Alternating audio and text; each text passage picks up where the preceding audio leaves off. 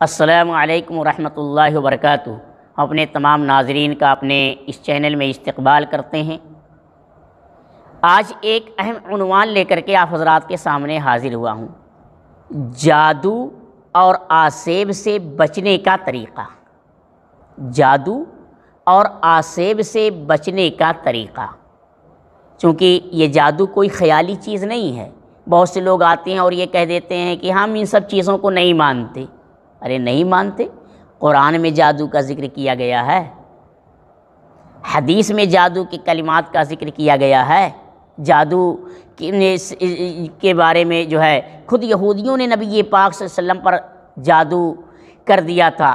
تو اگر کسی پر جادو ہو جائے تو اس کی کاٹ حضرت جبرائیل علیہ السلام نے آپ صلی اللہ علیہ وسلم کو بتلائی، سورہ فلق اور سورہ ناس۔ تو جو ہے جو لوگ یہ کہتے ہیں کہ ہم جادو وغیرہ کو نہیں مانتے، تو گویا ایک طریقے سے قرآن و حدیث کا ہی انکار کر رہے ہیں، قرآن و حدیث کا ہی انکار کر رہے ہیں، کیونکہ جو ہے خود جو ہے قرآن پاک کے اندر جو ہے دو ہاروت ماروت نامی فرشتوں کا ذکر ہے کہ اللہ نے لوگوں کی آزمائش کے لیے ان کو بھیجا تھا، اور وہ لوگوں کو جادو سکھاتے تھے۔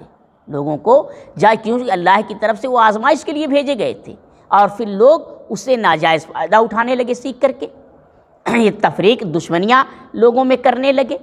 تو بہرحال جادو حق ہے، جادو حق ہے، کوئی ایسی چیز خیالی چیز نہیں ہے۔ اس سے بچنے کا طریقہ کیا ہے؟ اس سے بچنے کا طریقہ کیا ہے؟ دیکھیے، شریعت ہر موڑ پر ہماری رہنمائی کرتی ہے۔ اسی طریقے سے آسیب جو ہے ہو جاتے ہیں، جنات شیاطین کسی پر مسلط ہو جاتے ہیں، اس سے بھی بچنے کا طریقہ شریعت نے بتلایا ہے کہ فجر کی نماز کے بعد اور مغرب کی نماز کے بعد ہم آیت الکرسی 3 مرتبہ پڑھ لیں، سورہ فلق اور سورہ ناس 3 مرتبہ پڑھ کر کے اپنے اوپر دم کر لیں، اپنے ہاتھ پر دم کر کے اپنے پورے جسم پر ہاتھ کو پھیر لیں، تو آسیب سے بھی محفوظ ہو جائیں گے اور پورے دن کے لیے جادو سے بھی محفوظ ہو جائیں گے۔ اگر کوئی جادو کرے گا اثر نہیں ہوگا۔